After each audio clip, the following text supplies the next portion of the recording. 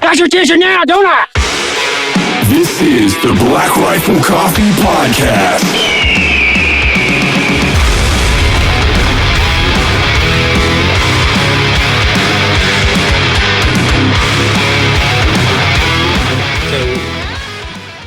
What is this that you're doing right now? I'm looking up gaslighting because it came up in discussion. I know. With our good friend Tyr. Yeah. Which is a form of manipulation. Yes. Do you think you've ever been gaslit? Oh, absolutely. Yeah. I think people inadvertently do it based on just human behaviors because they'll lie. So a form of gaslighting would be misrepresenting the past and pretending like you remembered it wrong, right? Yes. And so it gives you this distinct feeling like maybe I didn't understand the correct consequence or I didn't understand the circumstance correctly. Right. So for instance, in this example would be the other day, you and I were doing something. Well, we'll just say, the other night when we were all together in New Year's Eve, do you remember when you tried to kiss me at midnight? And you're like, I don't remember that. And I was like, yeah, it was weird. I was kind of out of the ordinary for you because I thought it would have come earlier in the evening, something like that, right? And then you're like, wait, I don't remember that. I have to wait until the New Year to do this? Come on. Yeah. Give me some of them sweet lips. Yeah. So it's telling a story to create an alternate reality in somebody's head in order to control them, essentially. Yeah. Right? Yeah. And then, so I think people have done it for sure. Like they've done it. And you do it all the time because if you're in a meeting and you're remembering certain things that you've said and you remember them a certain way and then somebody else remembers them a certain way, I think there are absolutely people that are like, misrepresent things because they don't want to identify that they might have done something wrong. Right. So they're like, what do you mean? What are you talking about? That's what you meant? I can't believe you said I wanted this done by January 10th. I thought you were joking. I thought that was a joke. I wrote it down in my diary. Yeah. You know? I mean, because I do it all the time, but I do it more as like, I do it as a joke. Because I'm like, don't you remember? Like, remember we all had that conversation where like, Logan's going to get tits on his back. Yeah. And why didn't you do that? You know? Because it's just fun for you. And you like to play psychological games with people just as like a hobby. Yeah. But most of the time, those are fun and they're representing fun. They're not meant to be gaslighting people where they're like, I am really questioning my entire reality. Right. Yeah.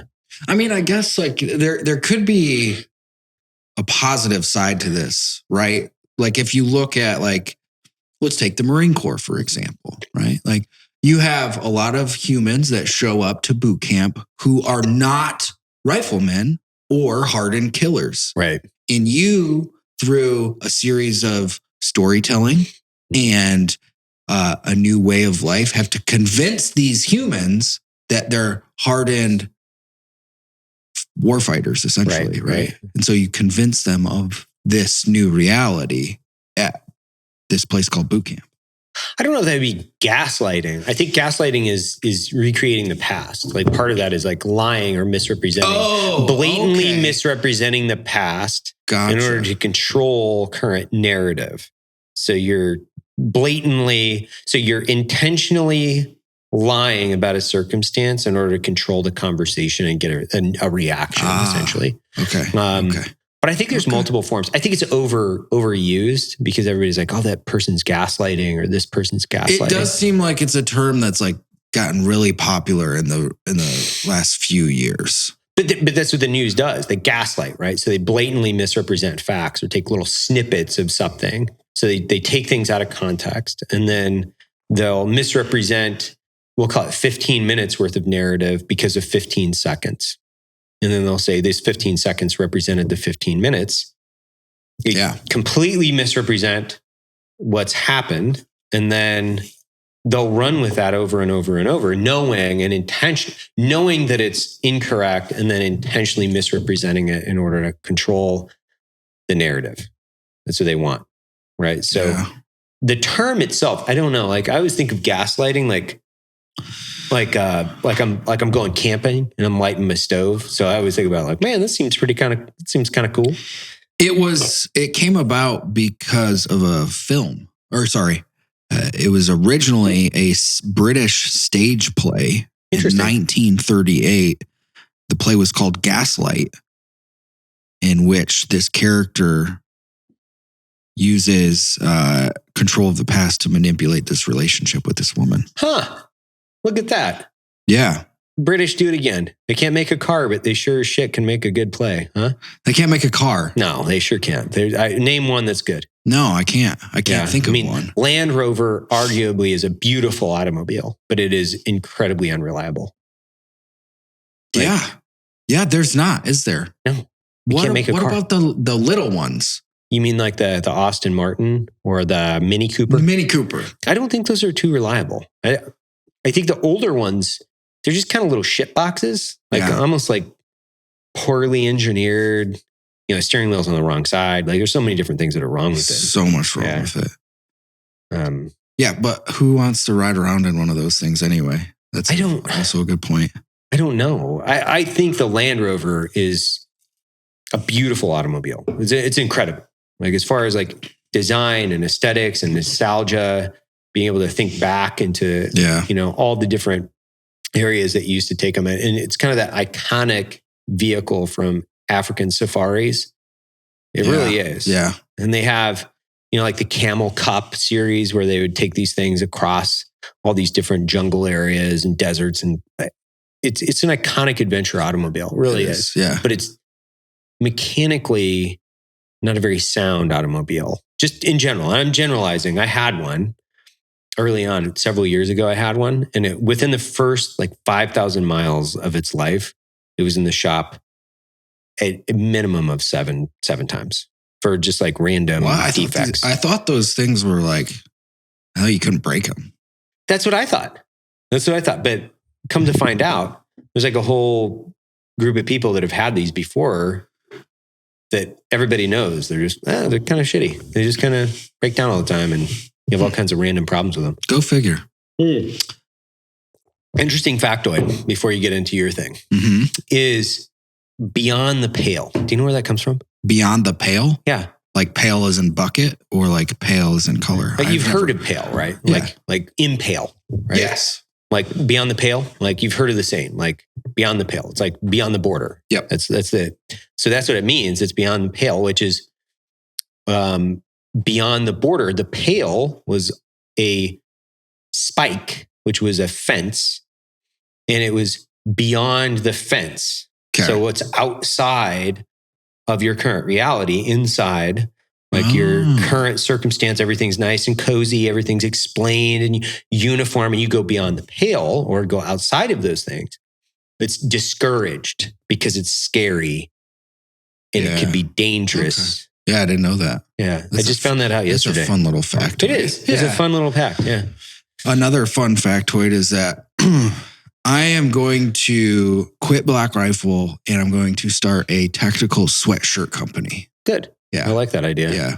What's it going to be called? Tack to hot. Tack to hot. Yeah. Tack to warm.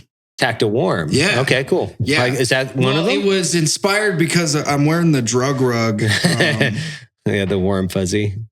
I don't know if this was warm and fuzzy or not. I think it was from somebody else. I can't remember. It was around the same time. I have a warm and fuzzy, but this one's extra tactical because of the Velcro on the shoulders. Yeah. And then it also has this big Velcro pouch. I do like that. Where you put your hands to. Nice. And then it's got a chest pouch. It's hyper tactical. It is.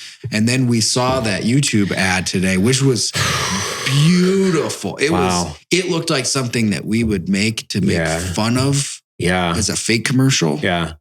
Yeah. It was a bad commercial. We won't represent, the brand is a nothing brand. It's irrelevant. I've never heard of it before, but they're selling this sweatshirt that basically just has Velcro on this, is Velcro on the sleeves with like a bunch of zippers, but it's really nothing extraordinary. It's just a regular sweatshirt for the most part. It's got some Velcro on it. That's about it. It had some Velcro on the shoulders, and then it had like arm pockets.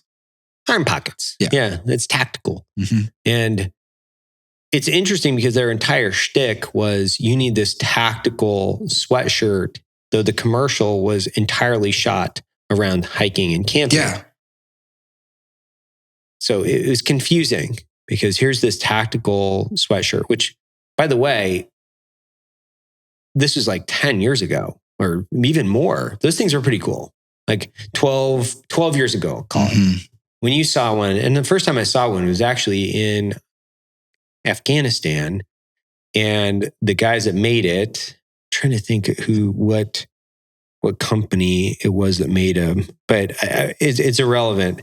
But when you first saw them, you're like, whoa, that thing is cool. Like you got zippers everywhere and like Velcro, and man, that thing is cool. It's nothing I would wear out and about because I don't want to be, earmarked as a tactical person. I would never have worn one necessarily in like my day-to-day life because I was working in a very, we'll call them tactical professional circumstance. I didn't necessarily want everybody to know that this was my job either, right? Yeah. But I'm sure there's lots of people that like Velcro. I just like the patches opportunity. The more opportunity you have to put patches on and represent yourself through flair, the more efficient you're going to be as a soldier, Marine, airman in general.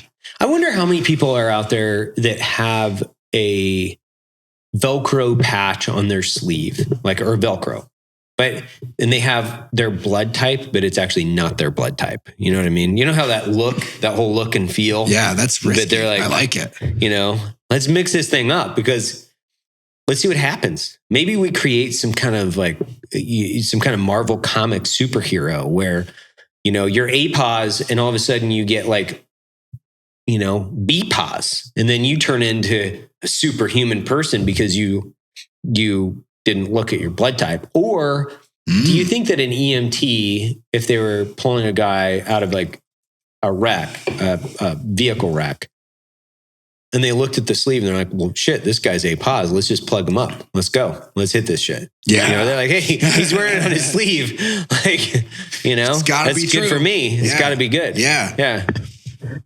I like that. Yeah. I like just asking people like, hey, what's your blood type? And then never telling them why I'm trying to ascertain this information from them.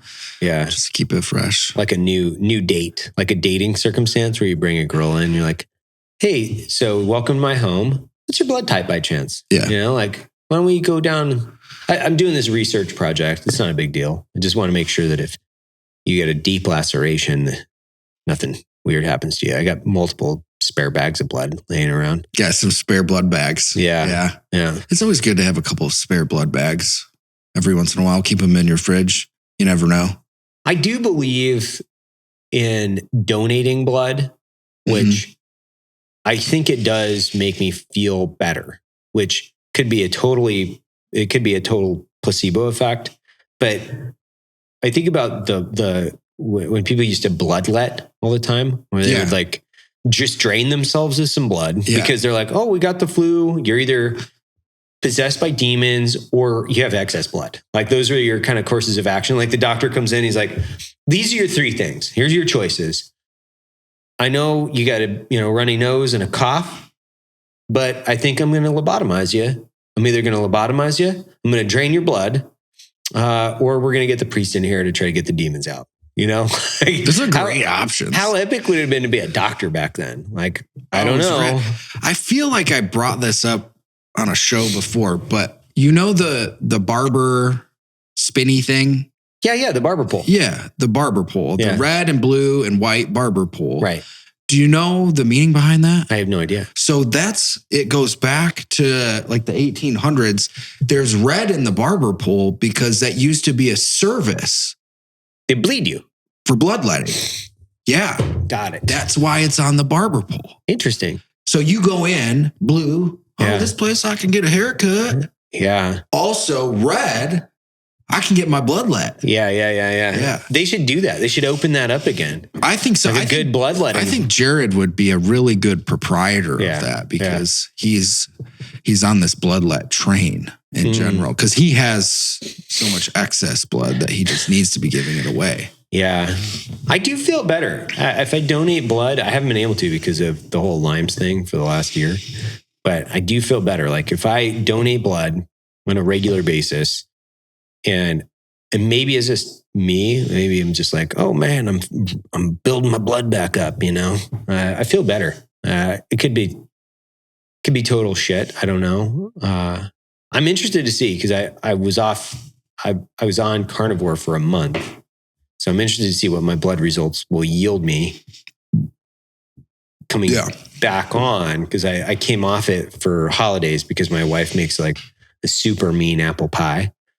And I had to kind of eat some pies and ice creams and stuff like that. Yeah.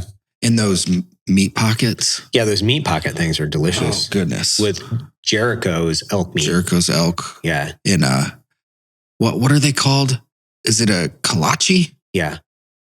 Little meat pockets, little croissant meat pocket. Oh man. God, they're so good. Yeah, that little crispy, crunchy exterior that she puts. And she doesn't eat these things. She just makes them so we can enjoy them.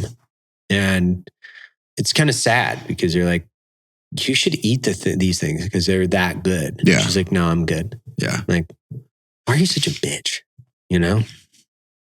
I did I had COVID over like right after Thanksgiving. I had COVID. Yeah. And I think it was the first time I had it. Yeah. It could have been. Right. But I did the NAD treatment at like day 7 of that. Yep. And it felt like getting new blood. Yeah. I haven't felt that rejuvenated in quite a while. Yeah. I've done it a few times. I like it, but it just doesn't do anything. Like I think it might over the long term. And I think if I, keep at it like every 45 days, I think is what the recommended procedural, process is. Maybe, but man, I feel good when I'm getting it, but it's not like I sleep better. It's not like I sleep better and have more energy. Maybe I just drink so much caffeine that could be. I would say for you, the caffeine consumption and the amount of stress that exists is probably going to overpower whatever fluids you're putting into your veins at that time. Yeah. I'm interested to try the high dose vitamin C thing. Like I've been reading a lot about that. I haven't heard this. What is that? Well, during my Lyme's period, we'll just call it the Lyme period. I was looking at different forms of therapy to try to cure Lyme's. And one of the alternate forms of therapy was high dose vitamin C treatment, which is also, some people have used it in a combination of ways, like maybe cancer and some other things like they're using it for, but it's supposed to be really good for you. And there are a few places in the United States where you can go and get high doses of vitamin C. So I was like, you know what? I'm just going to try it. What's the worst thing that can happen? Like I look like an orange. I don't think you can overdose on vitamin C. I don't think you can either. You look like an orange. I can't imagine there's anything wrong with it. No. What else is going on? We're here at Logan's house, by the way. We're out here in we called it Logan's Dojo back in the last month when we were here. Yeah. It's got a couple of these Liberty safes. I think it's interesting here because Logan moved into Matt's old house. Yeah. That's the way we do business. We share all of our stuff, All the assets. It's group community assets. Yeah. But he left you these 2 beautiful Liberty safes, which I think are pretty amazing. And I can't believe that he did that, but he did it. It was a very kind thing to do. Yeah. And they're filling up quick. Yeah. They're filling up quick. Real quick. What's the one gun? Like I have my next gun that I've like got earmarked. What is the one gun that you're like, this one's either on order, like you got it coming, or the one that you're like, I got to get this one? Because you were talking about like, you wanted some like nostalgia guns back in the day. Well, the last time we had this discussion, I still haven't gotten that rifle. Which one is it? The Grand? No, the Barrett MRAD. Oh, yeah. That one that got the sniper contract for each branch. But it was really cool because we were in Bozeman for TAC, and Shane from Loophole comes up to me. He's like, hey, did you get that Barrett yet? And I'm like, nope. Why? Why do you ask? He's like, we're going to get it for you. What? And throw all the new Loophole Shut optics up. on it. And I was like, that is incredibly nice. Yeah, I know. What do they want? What are they trying to? Is he trying to have sex with you?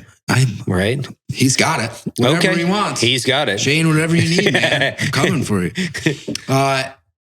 And then, I mean, it's not a short list by any means, but the HK51 is like got my heart right now. Yeah. Because that thing is such a mean rifle. Like the full. What caliber is that? It's 7.62. The full auto 7.62, and that little tiny. It's the same platform as the MP5. Right. It's just this one goes to 11. Right. I've got a couple questions for you. So your sniper rifle that you used, that was the 308, right? Yes.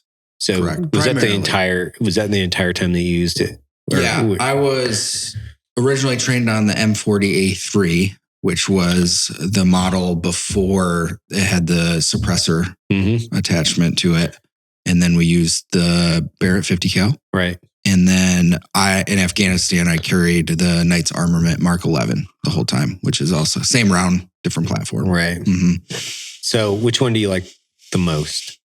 If you're to be dumped off into a war zone tomorrow, which one would you use? Mission dictates, but I would go to the same. I would stick with that. Knights? That Knights, yeah. Yeah. Because I've got 20 round mags. So I can I've, dumped 2 mags with that thing before, and it works in that capacity, but you can also reach out and I'm probably not going to engage unless I absolutely have to past 800 with that thing. Right. But if you're mobile and you have the ability to reach out and touch at 800 plus with that thing, right, that's what I'm going with. Yeah. Did you wear yours with a sling and sling it like this, and then with just wear it like that on patrol? You got your sling and a leather sling, and I'd polish it every night by the fire fob. Dude, that's so funny because man, you look at the Vietnam era sniper rifles. Those guys just had hunting rifles. They were hunting rifles. And those old freaking scopes, man, that were 2 feet long on the front. The technology has come a long way. In a short period of time. That's a good point. When you think about, because there was a hesitancy to even utilize snipers in Vietnam.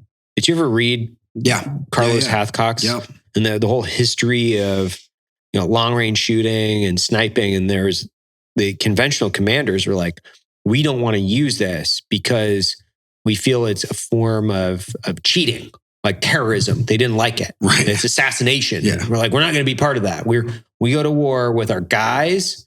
We don't want to be part of this whole, we're going to one-off shoot people. Yeah. Which is a really strange mentality to have, which I don't understand that at all. Why people have these false expectations that the idea behind being good at war is to be as good at violence as possible. Right. And what an incredible tool to be able to do that with. You don't have to have huge amounts of information relayed to certain people when you're utilizing a sniper in a capacity. You need one competent human. Sometimes, in Carlos Hathcock's case, that dude did a lot of damage in the jungle by himself, and now, when I was in Afghanistan, you can't even leave the wire. You couldn't leave without 8 dudes. Right. Because of the security measures that they had in place. But why wouldn't you want to have that single human that you can drop off in anywhere at any time in any climb and have the knowledge and wherewell that they can actually confirm for you that they did something without any collateral damage involved in it? Think about that. Think about this dude used to leave the wire by himself for days on end. Like all long, like sometimes weeks. Yeah. Yeah. So when you think about that, think about what if you were to go to let's just say, rewind the clock. You're in Afghanistan. Were you Lance Corporal? Corporal. Yeah. So you're Corporal Stark. And you're like, listen up, guys. I'm going to take off for a couple weeks and just do some shooting. See you when I see you. How do you think that would have flown? Well, it's crazy. Not at all. I would have immediately been relieved. They might have said, maybe it's time for you to go home because you're a fucking insane person. Maybe like it's time for you to go back to like the loony bin. Well, that's what's so interesting about Vietnam and like, so I think about that, like even for me to lead the wire, say I was like, I'm going to go do this by myself because I can be that much more efficient. I can't leave at night. Right. In the situation I was in, I couldn't leave at night because the ID threat was too bad. Right. We never, hardly ever did we do any patrols at night. And we passed this down through SOPs. Like the unit that relieved us, we're like, do not go out at night. Don't do it. You need to be able to see visual markers for where they do it the first week they're there and some dude gets blown up like at night. Like imagine like how much worse that is to have to deal with from a casualty perspective too, when you're dealing with all of that at night. Right. So I don't know. I couldn't have left at night. I couldn't have left during the day. Right. So it's like Mako Stark gets all spun up and crazy. He's got to bark. He's got to get his bark in. He does this thing where it's like he can't help himself. No. He does it. It's like a cough. Yeah. So he does this thing with boo. Yeah. Boo. But in Vietnam, like you're immediately like you're just in the jungle, so you can be sneaky and you can have 360-degree concealment at all times. So like you couldn't even do. That's why Vietnam's just so interesting as a conflict because you couldn't even do that. Yeah, you could leave the wire and be in the jungla. You know, like you're in Indian country. Like as soon as you leave the wire, you're well. My perception of Vietnam is completely skewed, of course, but there was and there is a lot of stories from guys that were like, no, they would leave, go on patrol, they would get hit like maybe like in a lasting tick, like less than a K outside of the wire, like just fucking getting it on. Right. And you're like, because you couldn't see anything. That circumstance to me is crazy. Like when you think about like, okay, yeah, but you've got a ton of concealment, smaller units, more effective unit, because you're going to be able to, fold into the foliage. But now you got open spaces, right? High density urban areas with a ton of eyeballs. So the eyeballs are everywhere. Right. So there was no ability for us to leave as an individual because the fucking people are everywhere and it's open. So they can just see too much of a risk. Yeah. Too much of a risk. Way too much of a risk. Do you think if we would have been in the jungle though, do you think we would have been able to do one-man ops? Or do you think that we just like, we're past that as a nation? No, 100%. I just don't think it would have been happening in a conventional situation. No. Like, I don't think they would have let scout snipers re-engage the way they did in Vietnam and Afghanistan. But we had to rework a lot of doctrine after saying it at Afghanistan for snipers in general, because we actually, the way we were employed was more reminiscent of how they operated in Vietnam than it was the current doctrine that we had developed after the early wars or early years of Iraq. So like my camouflage, a lot of times I would camouflage down. So like I was trying to look more like a standard infantry guy, which is why I always carried that Mark 11 black gun as opposed to the bolt action rifle, is because I was trying to look like a normal patrol guy. And that's the way they did it in Vietnam. Because, you go through just about any old book and there's going to come to a place where they start taking pop shots on a patrol and they yell sniper up. Right. Because you got to think about it. Like nobody had optics on the rifles before. Right. So you need like how valuable snipers were in Vietnam from just an observation capacity in general. Like those guys were so busy because they were the only ones with optics outside of some platoon commander carrying around binos. Right. You know what I mean? As to where today, you know, everybody's got an ACOG. Hell, Marines are qualifying with ACOGs in boot camp now. Oh, really? Yeah. Which wow. So did all the guys in the regular infantry in the Marine Corps, did they have optics, like every one of them, or were they still, some of those dudes still using iron sights? In Afghanistan, yeah. No iron sights. Right. Yeah. Everybody had ACOG or the Schmidt and Bender. Right. When I did the invasion of Iraq, dudes were still rocking, like there were still Marine line units rocking no optics, like straight iron. Oh, yeah. Oh, yeah. Oh, that's straight good iron stuff right there. Yeah, yeah. Yeah, because I remember cruising around going, wow, this is interesting. Yeah. Yeah. There was a task force, Tarawa, I believe, that came in from the east side. And I got behind them. And who knows what type of unit they were, right? I can't remember. Maybe they were like transportation unit or something like that, you know, but I remember going, whoa, yeah, that's crazy. Got straight up iron sights. I know. Well, that, like, you think about the evolution of warfare. That's what was so crazy to me about the Ukraine videos that Nolan put together over at Coffee or Die. Like, he's still on the front line. Oh, in Ukraine right now. And like, the thing that really hit me was the drone implementation on a small scale to where, like, you go and watch, like, you could tell the guy that was leading Nolan around was scared to be in a place where it was open to the sky. Right. Because they have so many dudes that are just like kamikaze flying drones. It's fucking nuts. Tiny little, like, you know, not too dissimilar from what we've got with our camera DJI drones, like 4-prop little drones. And they're just attaching explosive to them and just, you know, because the front line isn't that far apart. They were saying 50 yards sometimes. They know the Russians are over there, and these guys are just flying drones and flying them into your position. And it changes how you have to think about warfare, because now if you're in an open area to the sky, like, there's a threat. Right. And so, like, even just being outside is a threat, right? Like how that would mess with you mentally and change the way that you had to do business, right? Like, what were you going to put up a net everywhere? Well, you go back to almost a trench warfare with overhead cover.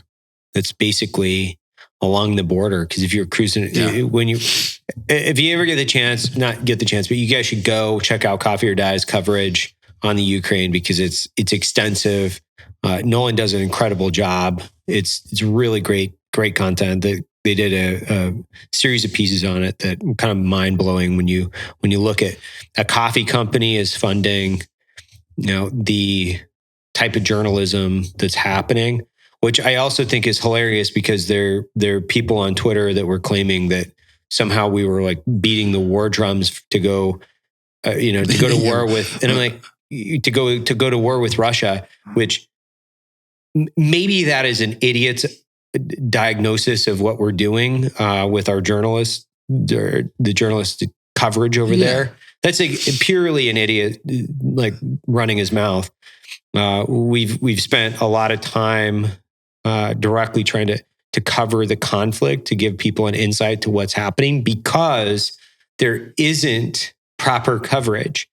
And the failure of mainstream media not being able to cover these types of very significant, historically significant events. And there's nobody over there. A coffee company is covering this. Like, man, we're trying to put people in the field and cover things, because mainstream media isn't doing it. They're not doing it. No, and you don't know anything about it. This has huge global implications. It does. I don't know why this isn't like being something that's being talked about more. Like, you look at NATO and what they would potentially have to do. Like, if Russia goes and invade, like, also NATO's like in this weird middle ground, because they don't want to bring in Ukraine. No, because they know that with Russia on the precipice, now it's just conventional warfare for all of Europe, like that. Right. And that's not a decision people want to have to make, you know? But like, dude, it's crazy. Like, Nolan's wife and mother-in-law were drafted Correct. into the Ukrainian military. Yeah. Today. Everybody. 2021. Everybody. Hey, diddle, diddle. Everybody down the middle. Yeah. Like we're all going. Like if that doesn't like scream how serious the situation is, I don't know what does. But could you imagine that happening in the United States? Right. Where it was so serious that females started getting drafted again. Right. Well, just the draft in general. Yeah. Right. So, I mean, I don't disagree with conscription whatsoever, just so everybody knows. I'm sure that there'll be plenty of people that want to argue with me in the context of our comments. But I think that one of the problems that we've had over the last 20 years is in one of the reasons why we don't have this desire to understand what's happening in the wars that we're fighting in is because we haven't had a conscript army, because we've basically been a volunteer-based army. And when you're a volunteer, it's much easier for the parents of volunteers to not care. Yeah. And when I say not care, they care about their kids. They care about being patriotic. They care about fighting a just war. They care about all of those things. But if you're being conscripted, people would take a very vested interest in trying to understand the conflict, understand the history, understand the significance of the conflict. Why are we there? What was our withdrawal plan? What is our minimum success criteria? Because they wouldn't arbitrarily want to be voluntold right. that this is what they're going to do. So it would. And I've had this argument with multiple people, and I love the debate because it's a fun debate, because they say, well, that lowers the standard of the United States military, and that is just enough to devalue the conscription. I'm like, well, but I don't understand that argument though. How does that lower the expectation of the military in its totality? I don't know. I think they go back to all the problems that they had in the military with Vietnam, and not with Vietnam, but the conscription-based army in the Vietnam era. Lots of drug abuse, lots of unethical behavior within the military ranks. Right now, I think the military is a very, very clean, organized, well-executed, like running machine. I think they're afraid that if you started turning it into conscription, you'd have a bunch of apathy and people that didn't really give a fuck. And they're just like, okay, I'm here to... Sure. And just aren't down for the mission because they don't want to be. They don't want to be. They don't want to be put in harm's way. Whatever that might be, I still think that you would have very clear divisions between the people that were there and dedicated to the mission and people that were just clearly, conscripts that were just not willing to fight or participate in this. But more importantly, I think it forces the nation to have a very complex and in-depth conversation about the conflicts that we're in, and holding our political officials or, holding them accountable for their actions, because you won't want your children to be going overseas and fighting in an unjust war. You just won't. And then people won't want to do that either, because they're going to be conscripted. They're going to go, well, why? Right. Why am I supposed to go and do this? Why am I risking life, limb, and liberty to go do a mission? Which is totally fine if the mission is worth doing. But if that's not being communicated to you and why you're going to do that, none of it works. None of it works. Would you have volunteered for Vietnam, do you think, if you were alive in the Vietnam era? I mean, I would like to say that I would have, you know, but I mean, because we did it later in time. Right. You'd like to think that knowing what you know now, would you still join the Marine Corps and do what you did? Ooh, that's a tough question. So based off of my experiences and based off of what I've learned in the military, about the military after getting out and meeting many more people who served and kind of collectively getting more and more experience. What I didn't like about my Marine Corps experience was that the style was a little passive when some other areas of operations were very, very aggressive. Like I wish that I could have been on the offensive and bringing the fight to the enemy way more than like what, a lot of Afghanistan turned into for me personally was a movement to contact, right? Like we're just going to go out and we're going to patrol these grid squares until we start getting shot at, which is fine.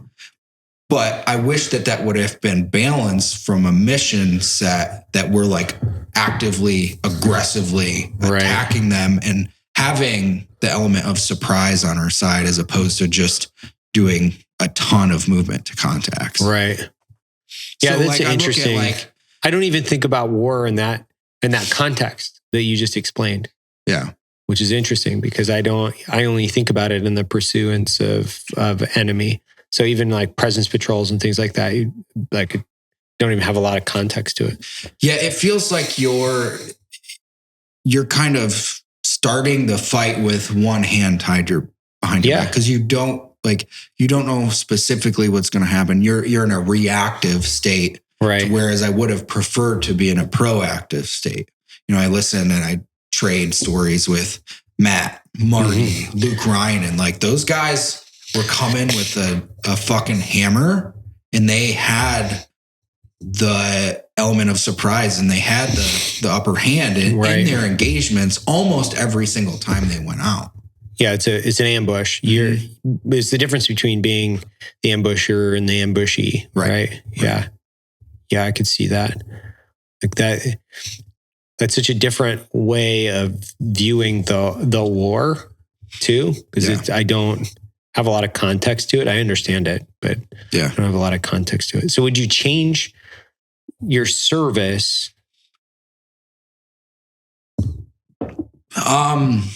No, I don't think I could say that. Right. I look at like the smallest element of the tribe that I worked into, that being the Scout Sniper community, and the individuals that existed there, like are top-notch humans. Right. And they come from a very varied background. And like I like that tribe so much that I don't think I could offer up to say I want to go be something else. And I think my personality fits that profession the best. I don't think I could say I would rather do something different.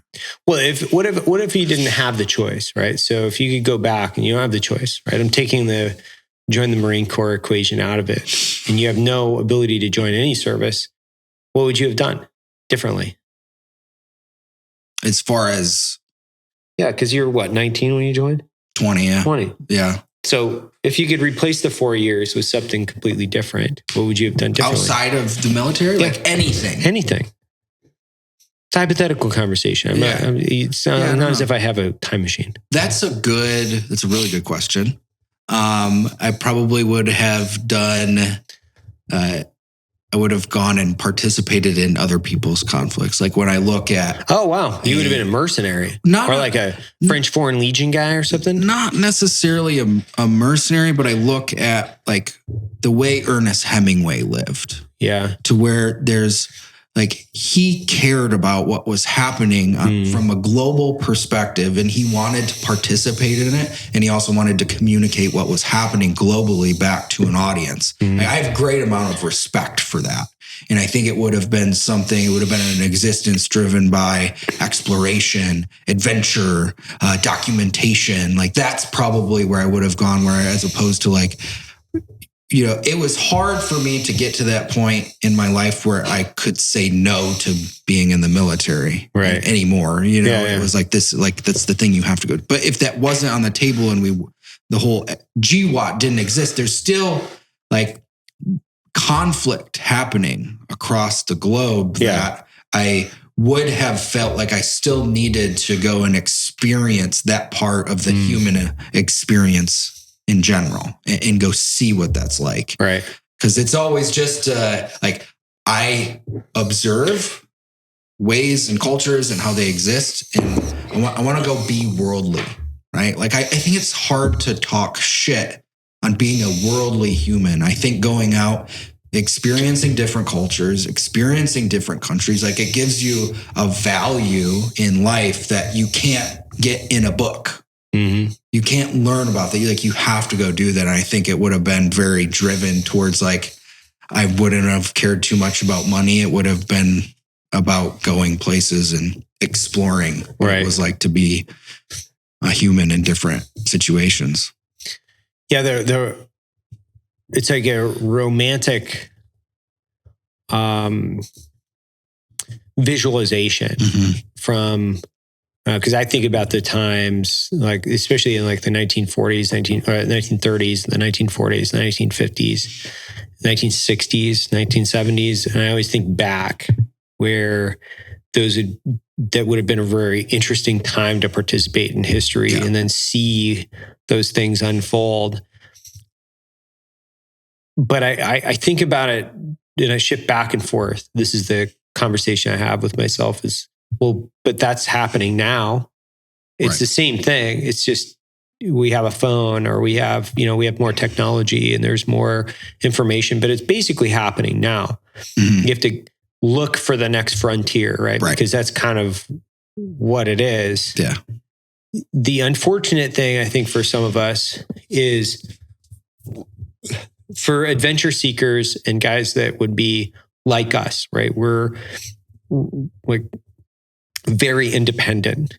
We really very much about when we look at like kind of more libertarian-esque type circumstances where we're going to go out and make our own. We're going to make our own way. We're going to carve our own path in life, whatever it is, right? Yeah. This rugged individualist identity.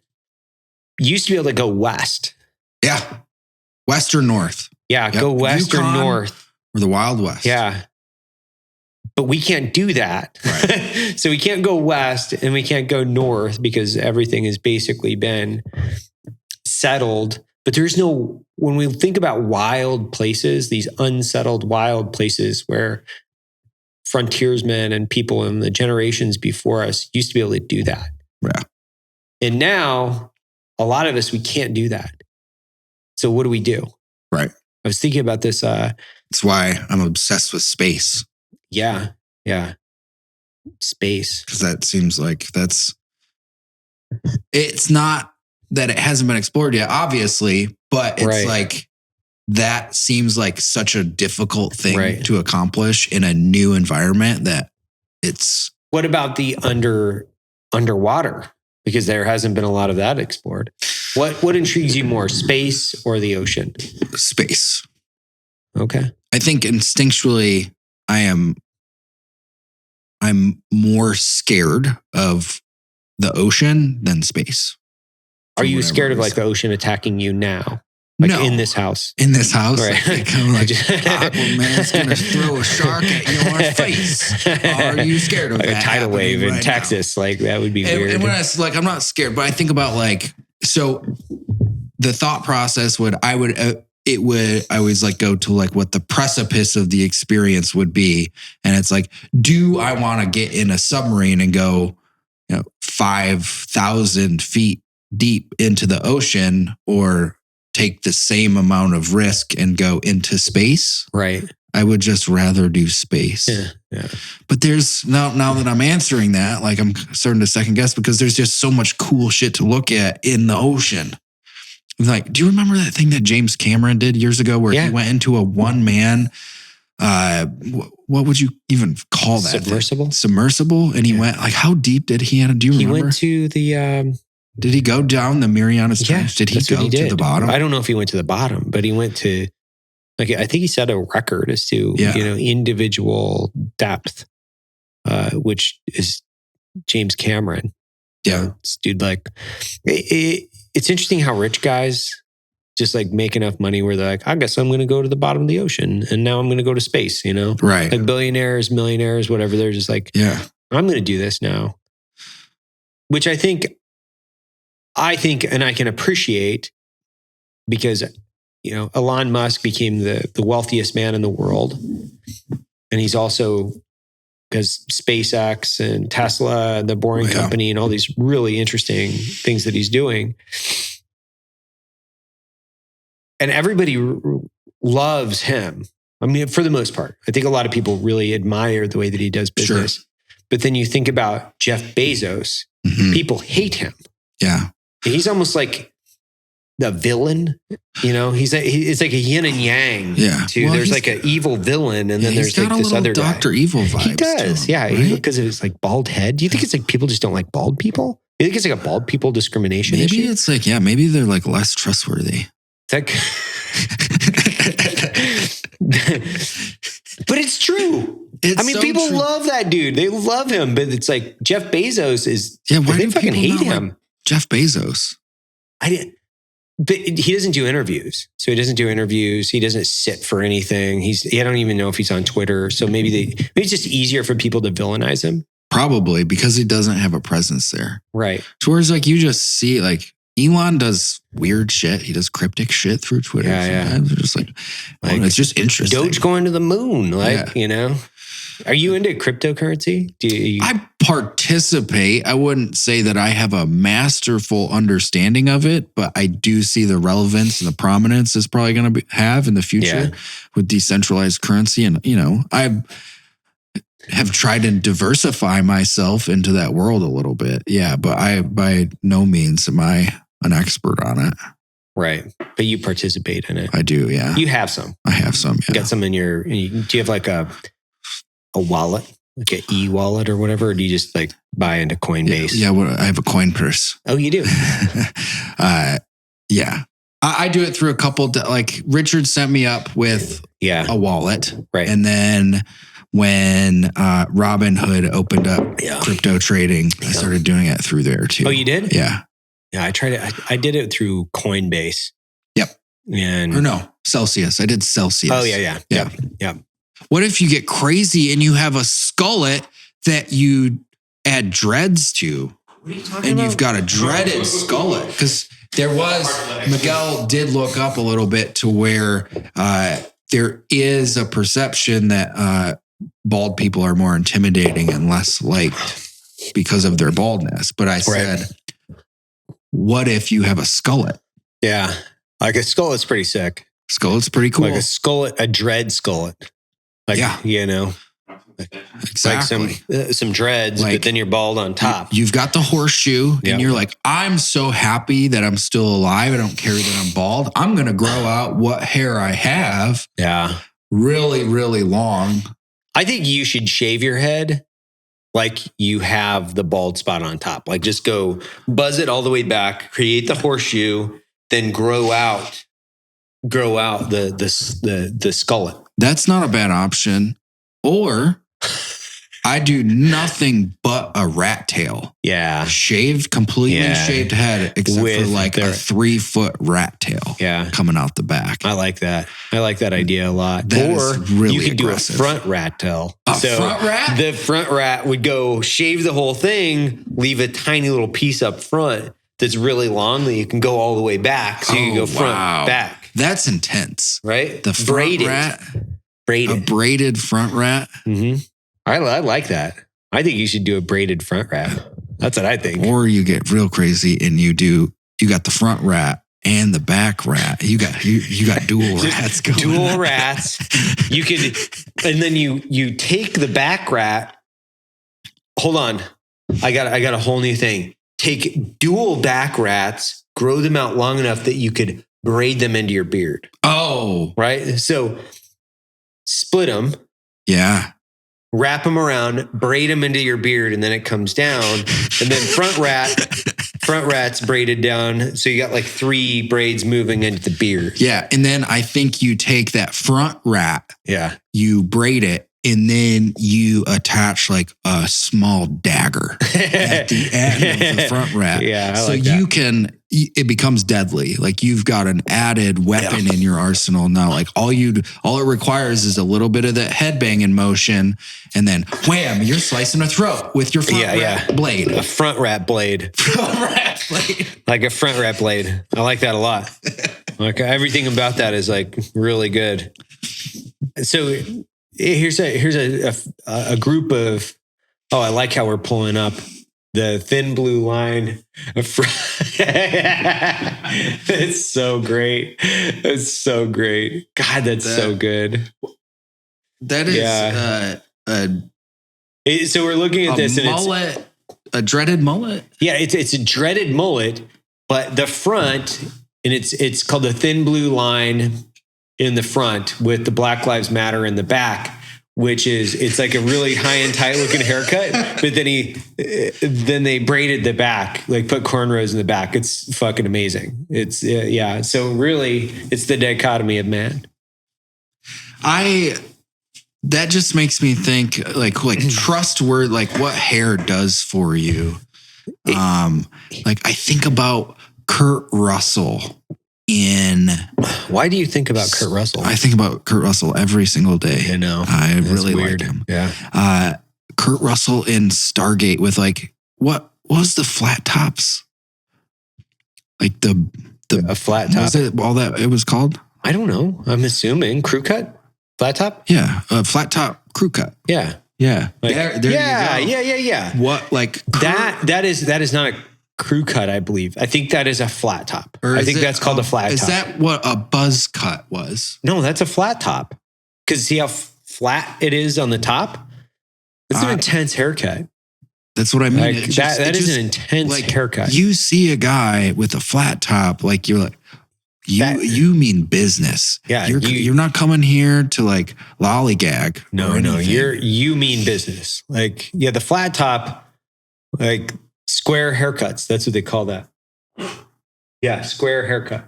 That looks great. I don't know why they don't bring those back. I think we should. That's what I'm saying. Like I think we should bring back the cut it top. flat and then spike it. That's an intense look. Because that was an option. Like when you go into barbershops around Camp Pendleton, that was the look. It's still an option. Yeah. Like I hope medium so. fade, low fade, high fade, or flat top. Yeah, I want that. Like, I mean, I could see that. If I were in Camp Pendleton, there's two things I would do. Number one, get that haircut. Number two, go get a high interest loan to buy like a badass Trans Am. Number three, a Mustang. Right. A Stanger, a good Stanger. Number three, find the grossest wife I could and get married again. Like that's like 1, 2, 3. Just knock them all down. Yeah, you need a solid dependopotamus. Yeah, dependopotamus. Sure. Which I think was a solid inside joke on the Muff video that you did, the military uniform fashion show. Yeah, go. The dependopotamus was like a very solid inside joke for the military community. Yeah, I don't know. A lot of people didn't understand that video. No, that one they didn't understand it. Was misunderstood a little bit, I think. Yeah, I think there's a general misunderstanding at times as to like, do we care? You know? Yeah. Like, do we care? We do. We care a lot. We care about being funny. Mm-hmm. We care about being irreverent. We care about like making great coffee. We care about a lot of things, right? But a lot of what we make is for ourselves. Yeah. And the people that think it's also funny. So, well, that has been our kind of pillar for so long here that if we say this is so stupid, this is so dumb while we're in the process of making it, it's like it became a sign that like, oh, we're doing something right. Yeah. Because it's so stupid. So stupid. And I walked U.S. Army starter pack. That's fucking amazing. Like, 5-finger death punch. Yeah. Yep. U.S. Army. Oh my God. Grizzly long cut. Yeah, the affliction tattoos. Yeah. Oh my God.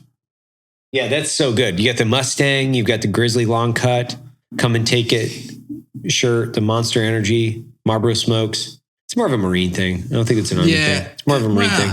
There's all the Marines smoked. Like there's like a thing. All of them smoke. Soldiers don't smoke. I feel like soldiers they do. Smoke a lot. I mean, nobody really smoked that I knew. But I mean, what are the SEALs? What are the SEALs? Do they smoke? No, I don't feel like they're smokers. They're smoking.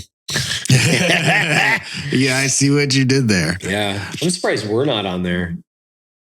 we're not doing a good enough job with he didn't search Brovet. Oh yeah. We could have done that. We could have done a much better job search, of doing that, like Brovet meme. What about you though? Would you have changed anything about your path in the military? Yeah, I think there would have been a few things that. There's some good ones. Yeah, there is like a really. Oh, those are good. Brovet. Oh yeah, those are good. Those are really good. I think that there's a few things that I would have changed, but not necessarily. I think that you have your path, so you would have ultimately turned yourself into a totally different person. So if I would have gone back and to rewrite DNA, yeah, I would have been a completely different person. So I think it's hard because you're basically saying you would have done something completely different, and then you would have come up with a totally different outcome. For me, I don't know. I think I would have not spent as much time in Iraq. I could just had a lot of time there. Yeah, I would have just kind of. Last time get in it. Iraq. I get it. Okay. Sure. Don't need to watch this movie for 5 years. I've seen this again. Got it. So I would have liked to have done other things. I got to go to Africa. I did a few trips to Africa. Those were interesting. They weren't combat interesting because combat is very it's dynamic. There's a lot there to keep a person's attention for extended periods of time. So I think my travel that I did have outside of the country, which was the majority of my adult life from basically 25 to 35.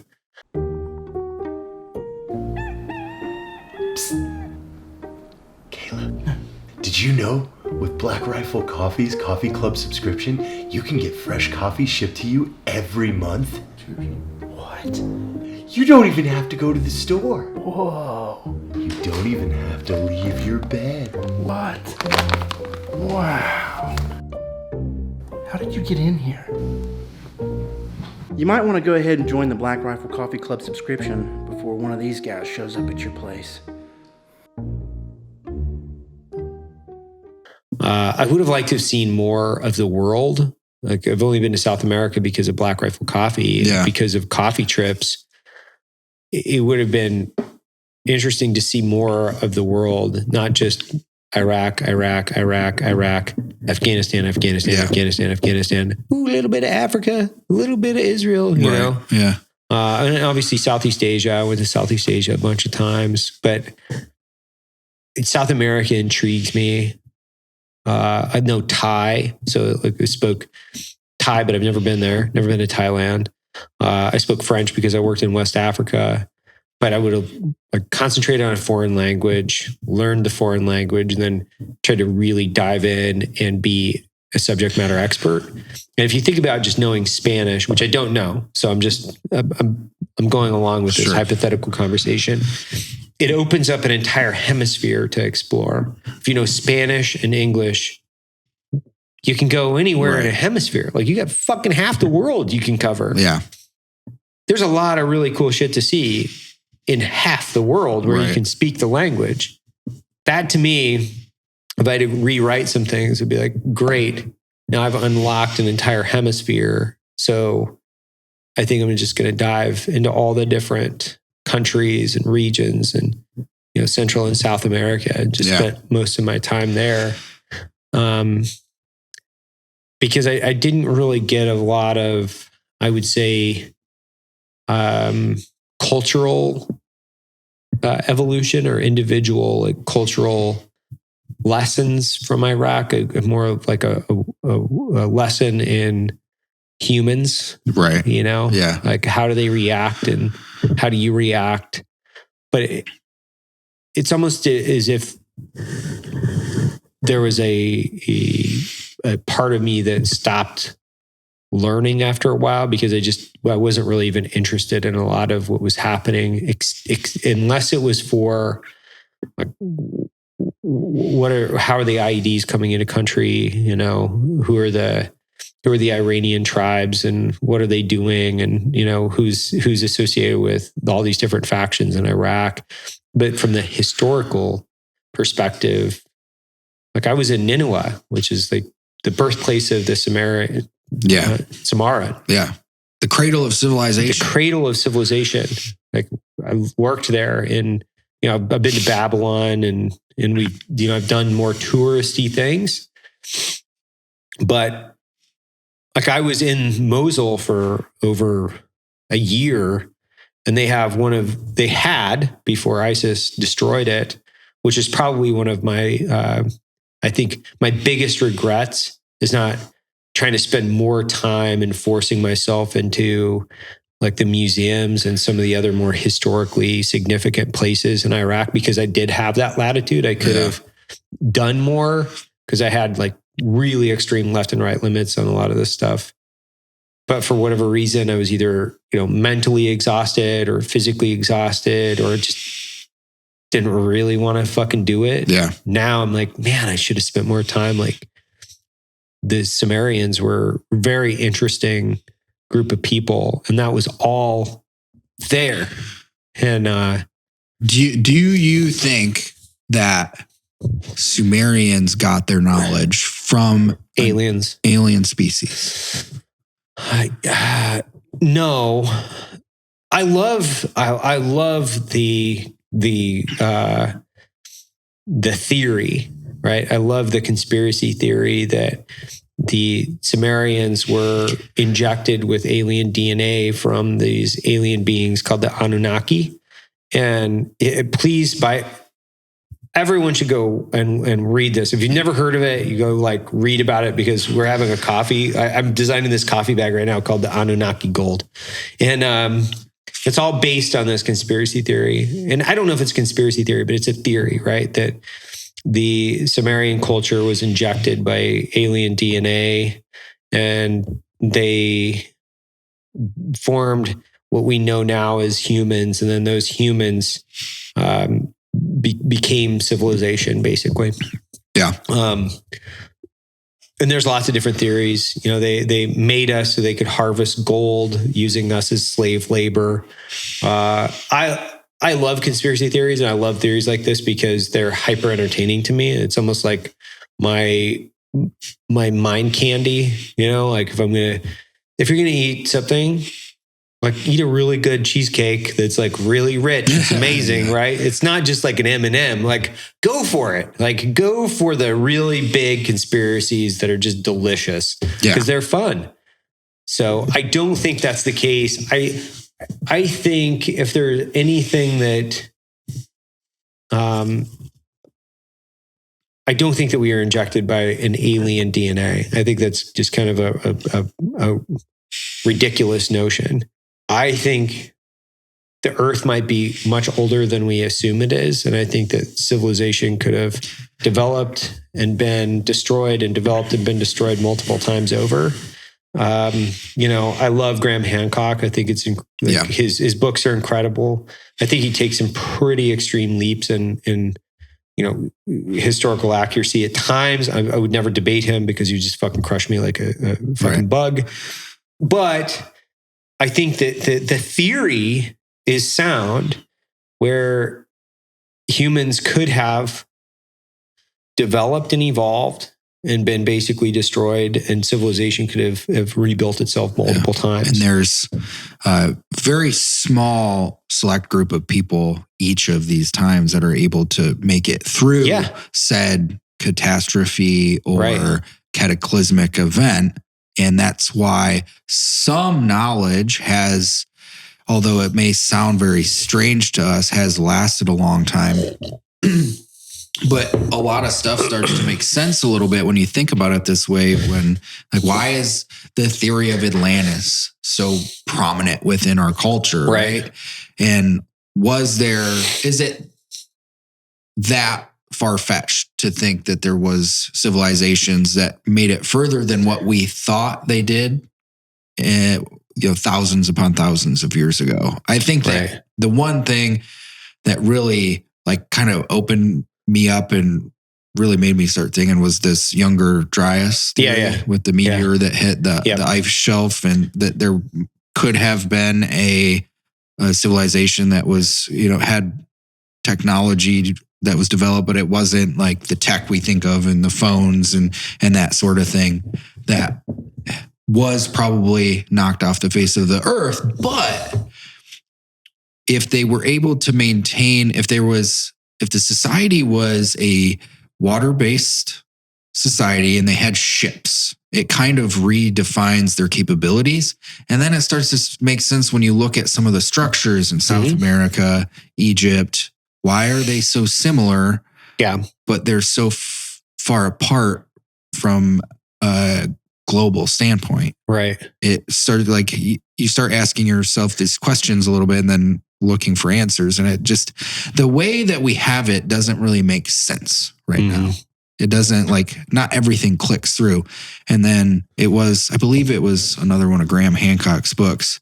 They found the oldest humanoid that they found so far, it was in San Diego, was 160,000 years old. Right. So humanoids have been around that's a really long time. It's a long time. It's a really long time. Yeah. The idea that there could have been technological developments and rises and falls of civilization isn't that hard to comprehend. No, I think you're right. I think that we would almost have to assume that's the case, because I think that doctrinally, if we're looking at it, people always just assume, well, this is the line. Like we started here and we're here. Yeah. But there are big gaps. And then when you look at things specifically with architecture, to your point, we still don't know how the pyramids were built. No, there is no architect that can be like, that could recreate the Great Pyramids. Like, the best ones in the world have gone like, I don't know. I don't know. Maybe it's couldn't do it. A ramp. I mean, I love watching things like this. Yeah, because there's all this speculation and then people running experiments. I don't buy into the grand conspiracies of things, right? So I don't really buy into, and the reason I don't buy into like grand conspiracies like this, where this whole notion is if the entire scientific community is hiding something from everyone else. Yeah. I just don't believe that, because science in academia and people that are working within the fields, the scientific fields, they're not under one uniformed basis, meaning they're not under one unit that has national representation. They're individuals looking for funding. And I've heard all the things where it's like, but they're all after the grants from the big money and pharma and fucking the Illuminati and all this stuff. Like, but knowing people within the scientific community, and then knowing people that have worked within the university systems, and then how they get grants and how they actually publish work, that would be completely contradictory to even 90 plus percentile of the scientific field. So when we look at like conspiracies, it's not conspiracy. It's they're taking what is assumed as general knowledge and they're applying that. Because if they're saying like 4 + 4 = 8, it's going to be really fucking hard for somebody to convince somebody else that 4 + 4 doesn't equal 8, because they're taking that as fact. So they've all agreed uniformly that this is factual, and we're moving forward on the basis of scientific theory that this is fact.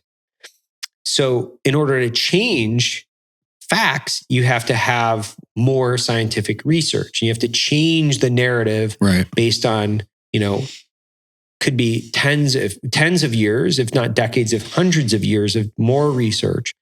So in order to persuade the entire scientific community that there's something like inherently evil and conspiratorial, or I should say convincing people that the scientific community is conspiratorial and they're evil and they're hiding something. It's just not the case. I don't think. Yeah. I just like with the pyramid thing, people are like, well, the people are hiding the fucking aliens and stuff. I'm like, no, I don't think they are. I think they're just assuming facts and then they're moving on because the majority of scientists don't really give a shit about how the fucking pyramids were made. Yeah. Like they don't care. At this point in my life, I work off of a baseline theory that humans are, like, for the most part, we're fairly incompetent. Grossly incompetent. Like, mass conspiracies, like, it's just not likely because people they want to have the juice that they tell the world this is the way it is. There's just too much opportunity for someone to ruin a conspiracy. Well, and there's too many people out there. One of the reasons why I don't agree with these massive conspiracy theories is because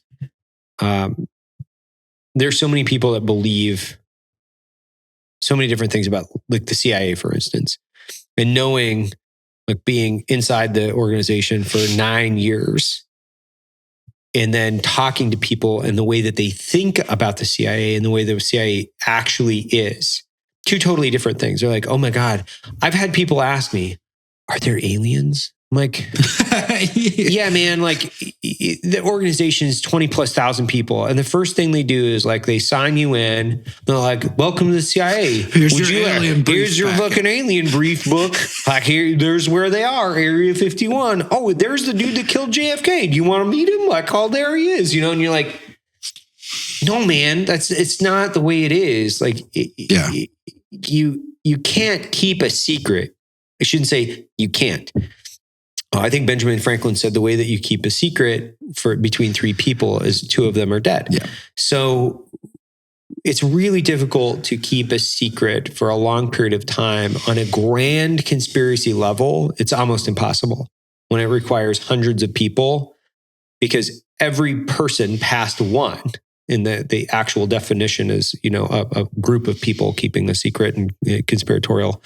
But it's very difficult.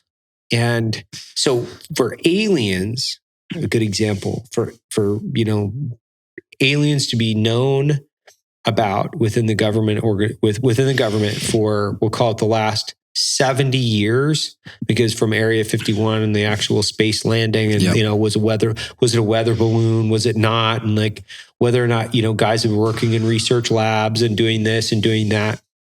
I'm not saying that it's not possible. I'm saying it's almost impossible to have prevented people from talking about it. But the unfortunate thing is if there's good people that are talking about it with, integrity about the real circumstance, there are 1,000 people talking about it that are fucking crazy and they're just lying. So it devalues the actual real information, and it almost becomes impossible to figure out what is fact or fiction. Right. Yeah. The one, like, interesting case that's ongoing recently is the inability for a president to release information regarding JFK. Oh, I know. It's crazy. Like, it keeps getting pushed back. And it's crazy. I have my theories on it, but, like, that's it's a secret. Like, it's a secret. Whatever those findings are, it's a secret. And it seems like whoever is in office doesn't want to deal with whatever those findings are. Well, what it is, and this is the reason why I think they're not declassifying it, is because whatever is in those classified documents makes the United States look really bad. Yes. And the reason they're not declassifying it is because they know that people are still emotional about it. And they still keep it kind of at the top of their mind. And then what this will do is it will validate, we'll call it our strategic enemies, and then provide them with layers of information in order to discredit the country and become more divisive and divide the country even more. So the reason they're maintaining the classification is not to protect people. I think it's to protect the government from the people and from our strategic enemies using the information to devalue any position that we have. So a circumstance would be, let's say they uncover, right? So like in the conspiracy, they always say the CIA had something to do with it, right? Whether or not they did or didn't, if people that worked for the CIA had something to do with it, which that's the thread, Right. where it wasn't officially sanctioned, Right. But individuals in the CIA worked out of their channels in order to do this thing. That's the theory, right? That's their Or theory. a theory. But what that would do is it would automatically force people to try to hold the CIA today accountable for what the CIA would have done in the 1960s, which is just a completely different organization. Right. But people would still expect, because it's new, right? It just released now. They don't know that, 80 years, 40. So 60 years have passed. The organization's completely different. What they would expect is for the agency to be held to a standard from 60 years ago, and there would be an accountability or a reckoning. Right. Well, you need the CIA. Like, you need the NSA and you need the CIA. Unfortunately, that's the reality that we live in. If you were to force the reckoning based on what happened 60 years ago, it would be defunding. It would be delegitimizing. It would just completely fraction. Yeah. Hurt everything. It hurt everything the nation has built over Correct. decades. And there's quite literally like zero doubt in my mind that like there was something nefarious going on there. Now, whether or not it was just like Alan Dulles, who was the former director of the agency that JFK fired, and he had an axe to grind with both RFK and JFK both. The Dulles brothers, which is there's a great book actually. It's called The Brothers Dulles, or the Dulles Brothers. I forget. Yeah. A lot of people don't realize why it's Dulles International Airport. They don't even know who the Dulles brothers were, but they're the most powerful, influential people in the United States government. There are two brothers. One was the head of the CIA, and one was the head of the State Department. Leading in, and then also post JFK, they were really powerful, and they were probably the two most influential people within government. Period. Yeah. And so Alan Dulles, he ran the CIA for a number of years. Even when he wasn't in the CIA, a lot of people would say that he was still running it. He had an axe to grind, but he was also the head of the Warren Commission. Which I thought was interesting. Yeah. Like he had one of the biggest axes to grind with Kennedy, and then when you look back and you say, well, why? One, the Bay of Pigs was a CIA operation. JFK cut their air like the day of the invasion. They wanted to overthrow Cuba for a wide variety of reasons, which I don't think was wrong. I think that we probably should have taken Cuba back, but that's my own personal perception or my personal opinion. And so you piss off a bunch of CIA guys, paramilitary guys that are trained in the dark arts, like trained in the art of overthrowing and assassinating governments. So you just left a bunch of those guys to die on a beach, like 90 miles away from Florida.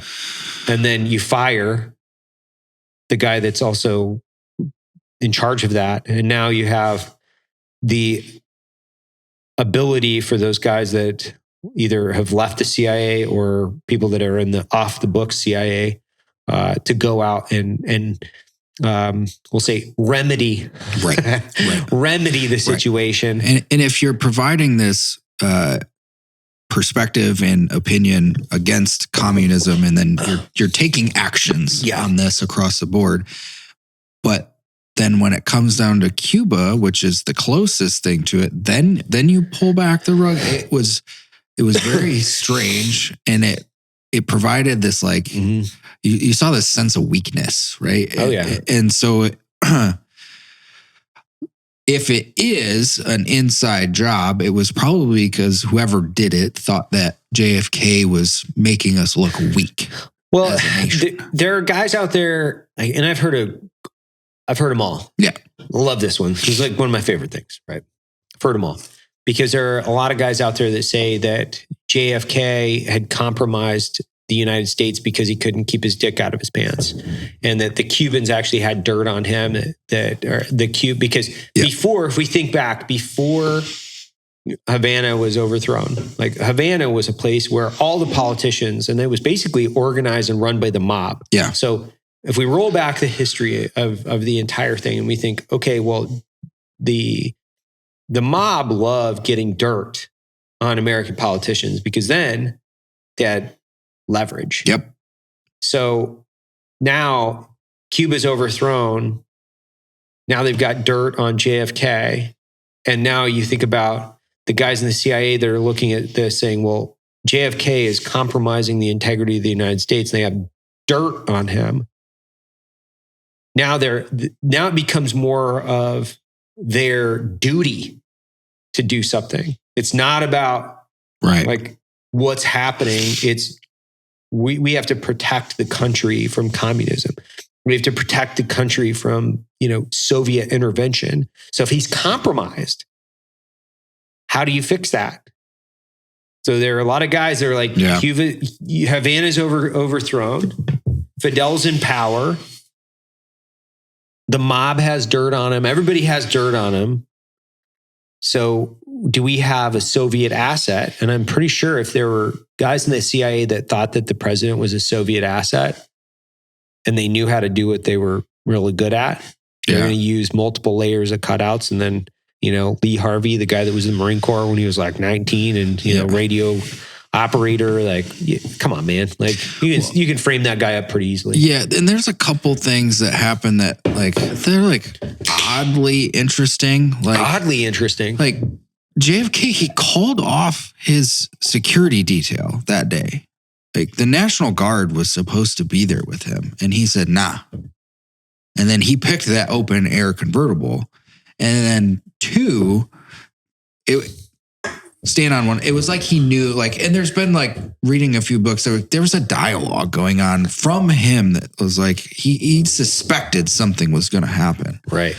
And then to me, from a shooter's perspective, I don't understand why Lee Harvey Oswald didn't take the shot earlier when the car was coming directly at him. You would think. As opposed to taking a much more difficult shot on a moving target that's quartering away. It's a tougher shot. It's a way harder shot. So and there's the magic bullet, right? It's like the fucking bullet's completely intact. It's like, oh, look we found it on the gurney. Yeah. It's so stupid. So stupid. Which everybody knows is it's been debunked, but why? Why did someone throw a bullet on the gurney? That's why I think at the time, there were a bunch of people trying to cover this up as fast as they could. They didn't understand the level of sophistication they were going to have to go into in order to really get this done, because they left a lot of loose ends. Yeah.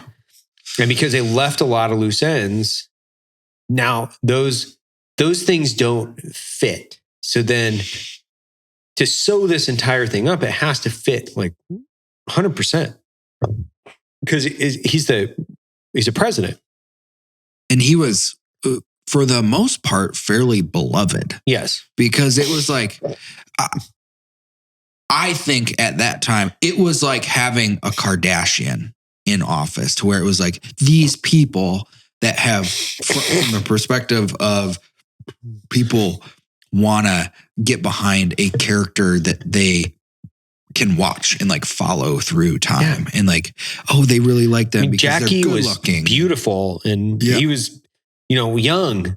I mean, think about that. I think he was in his 40s. Yeah. Because it was what, 1962, 1940. Yeah. He was 40. He was 46, 45, 46 years old. Yeah. Look it up, Matt. See how old was he when he died? So he was 22, 45. Yeah, it was 44 years old. So here's a guy in his 40s, 46 when he was killed. Killed, yeah. So he's 46 years old. Killed. So here's a young, comparatively. I mean, think about we have an elderly person that basically wears a diaper. now Right. as the president that can barely put together a coherent sentence.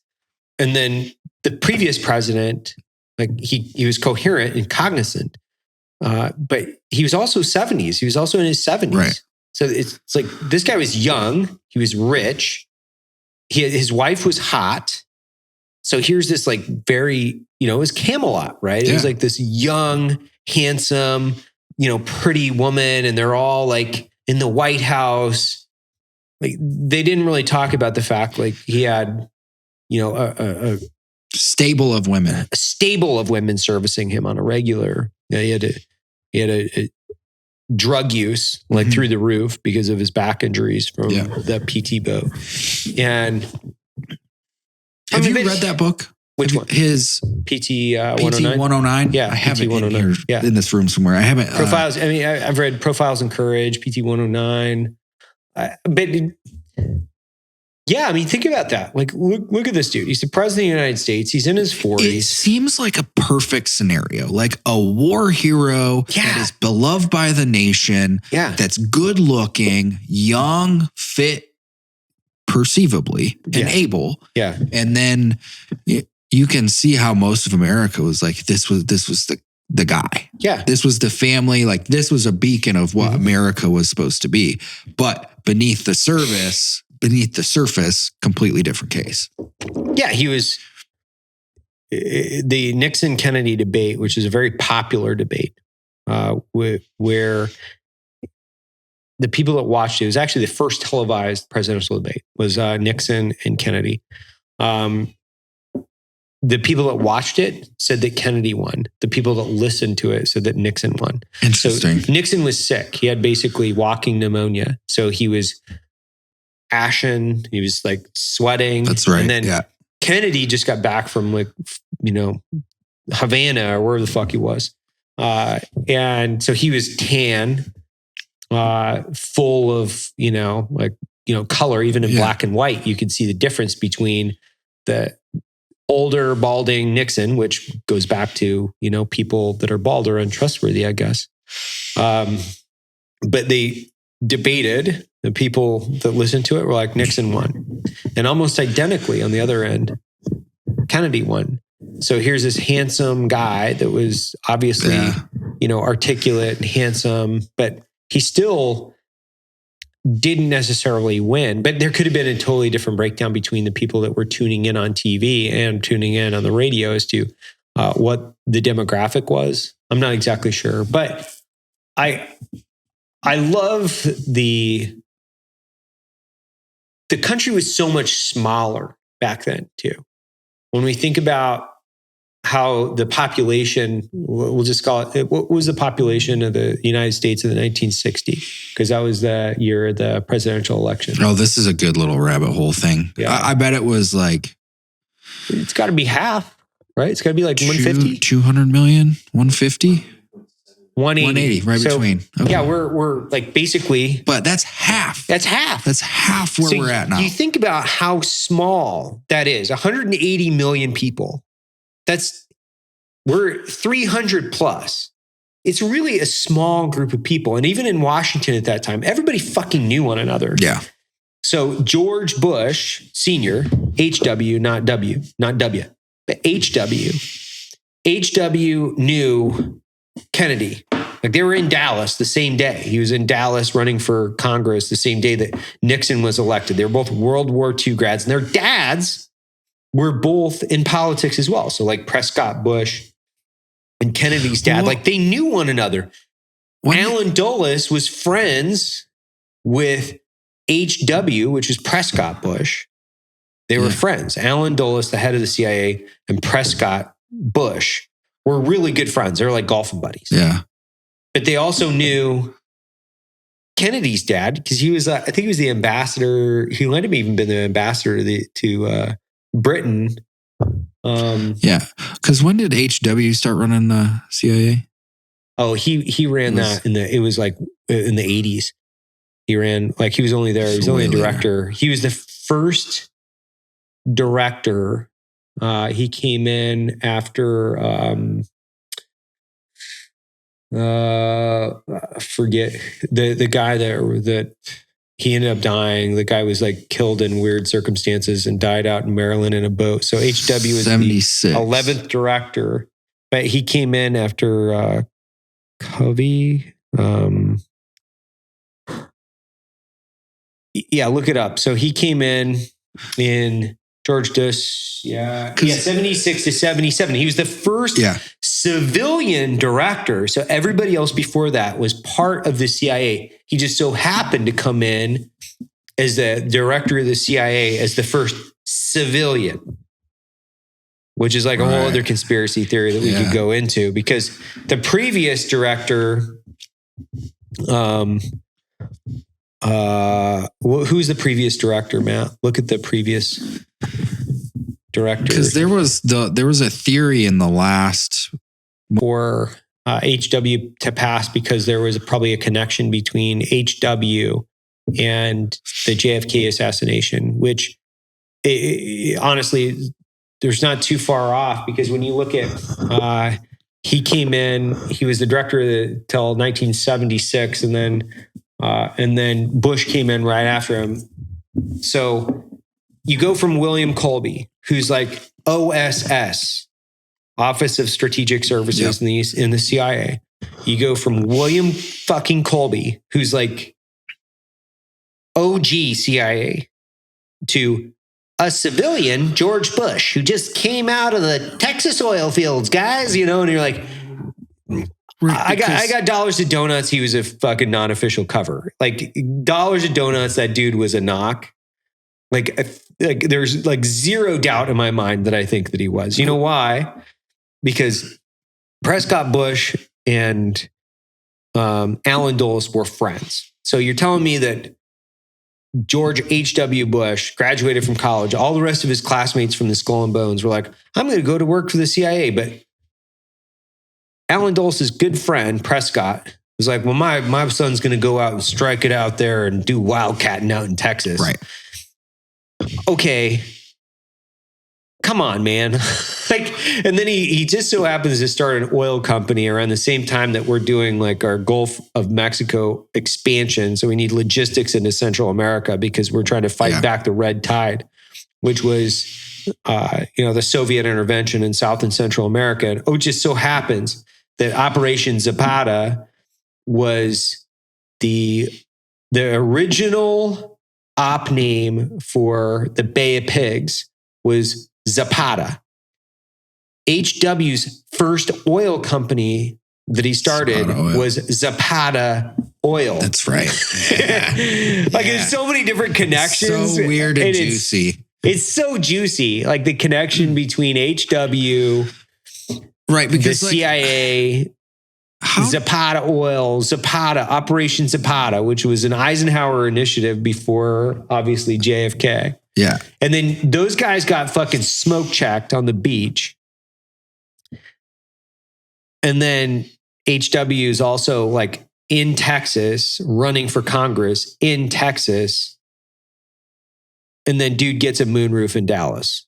It's a little weird. It's a little weird. It's a little weird. How do you just you would just imagine that whoever is running the CIA has experience, at least you would want it to be this way.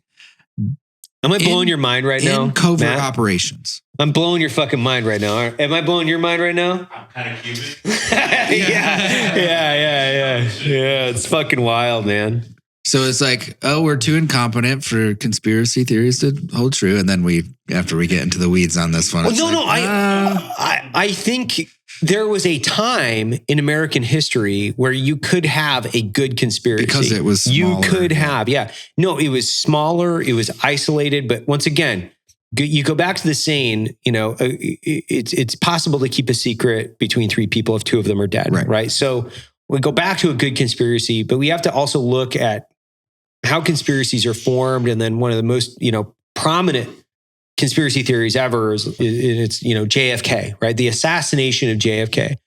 But it's not a stretch, because when you think about what was happening and you think about what's happening in the CIA up to that point, because what was happening in the CIA from the Office of Strategic Services, from the OSS up until the Frank Church hearings, So William Colby was the director. He released what was called the Family Jewels, which are supposed to be these like hyper classified documents that the CIA had.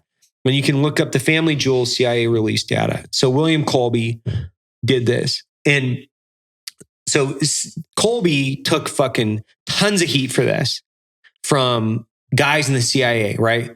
Okay, these are master manipulator information guys. Yeah. And this is right after Colby, World War II, right? What's that? This was when the Family Jewels was right after World War II, right?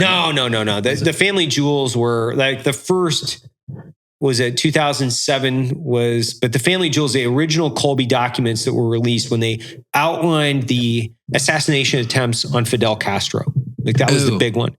And then they had a bunch of these documents that were, there you go. 74. William Colby. There you go.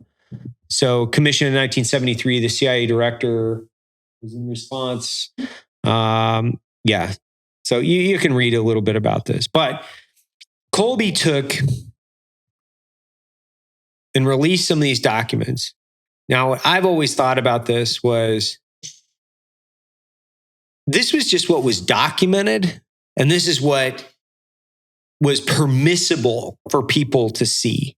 Like, this isn't talk about anything that they're like, oh my God, I can't believe the CIA tried to assassinate Fidel Castro. You know, nobody gives a fuck about that. Yeah. Like, what, you guys tried to like paint up sea turtles that were really made out of C4 and like, you know, cyanide cigars, like, that shit's fucking like, of course you did. Like, it's Fidel Castro. Like, fuck that guy, you know? C4 like, turtles. Yeah, like, who fucking cares? But like, these dudes were running like LSD labs, like they had like brothels they were building and then pulling video from, you know, assets where they were feeding them fucking LSD and trying to get them to truth serum and all kinds of crazy ass shit. Where you're like, man, these guys were Machiavellian as fuck. Yeah. So you're telling me that the guys that were OSS back in the day, like jumping into occupied France, that have been fucking mowing down Nazis and like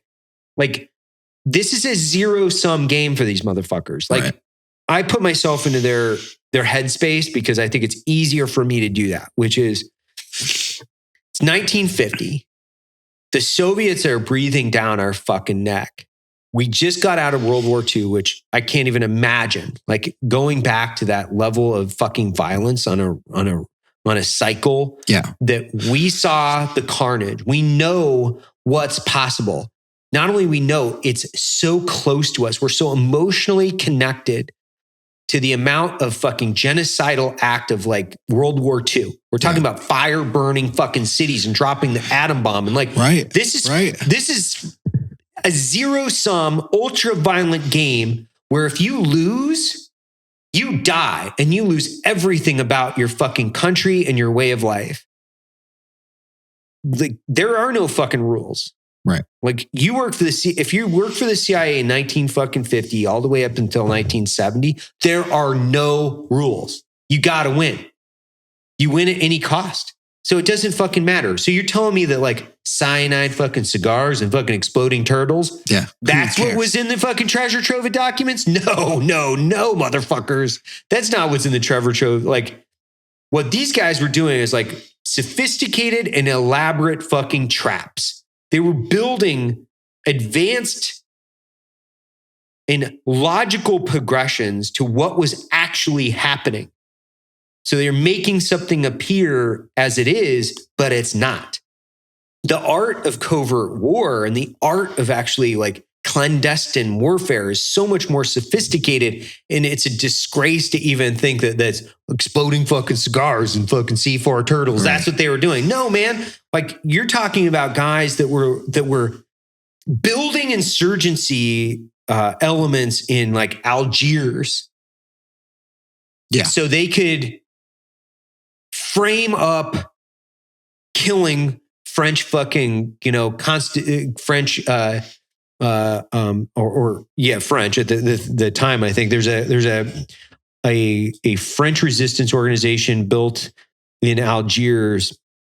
I think it was in the 1960s, And that terrorist organization killed a couple French politicians, which some people have said yay or nay to whether or not we were involved or not involved. But you're building resistances in foreign countries to kill allied politicians because they wanted to pull nuclear weapons out of fucking Europe. Like, Right. oh, fuck off. Like exploding cigars and fucking C4 turtles, man. Like this is like so far beyond the level of comprehension of like the level of sophistication that was happening in the 1950s, 1960s, up until the 1970s, which would be the Frank Church hearings. You know, God bless my fucking Idaho Senator, Frank Church, for all the great things he did. But man, he really fucking castrated the CIA in the 1970s. People can say whatever the fuck they want to say. They can say like, oh, I support, clandestine warfare too much or whatever it is. Like at the end of the day, I don't give a shit because strategic interests of the United States, like I believe in the country and I want it to prevail. And we have real serious strategic threats. Like China and Russia are still like really big strategic threats. And the gloves have to come off. Like we're fucking, like we're not going to do this. We're not going to win against the Chinese. Like, placating to fucking, everybody and anybody, like we're all equal and we all get fucking participation trophies and like, let's talk about anxiety together and all this other shit. No, you got to like take it to the people, take it to the Chinese Communist Party, not the People's Republic of China. You got to take it to them in a big way. Well, it seems like listening to you a little bit right after World War II, there seemed to be a shift in like Eisenhower's speech about the military industrial complex, like rings true still to this day, right? And that there was a shift from winning the zero-sum game to just being about money. And it wasn't a game about winning and the health of this nation. It was just about money. Well, I think there's a combination of players up there. When I say up there, right, it's all like this nebulous cloud-based fucking up there system, I guess. But I think you have a couple different players that are constantly involved in this and they participate together because you have people that are extremely patriotic and dedicated to the preservation of the American way of life. But you also have people that are very capitalistic and not capitalistic because capital just in general is about reinvesting in oneself or reinvesting in the company. You have profiteers. Because when you have, you'll say, a very passionate, mission-driven individual that's truly willing to participate at any cost and win at any cost, it's very easy to profit from those because it's emotional too. So politicians can use our passion that we have for our country and our values and our countrymen and our communities. They can use that in order to gaslight us and they can use that in order to get us active and participating and voting and get them reelected.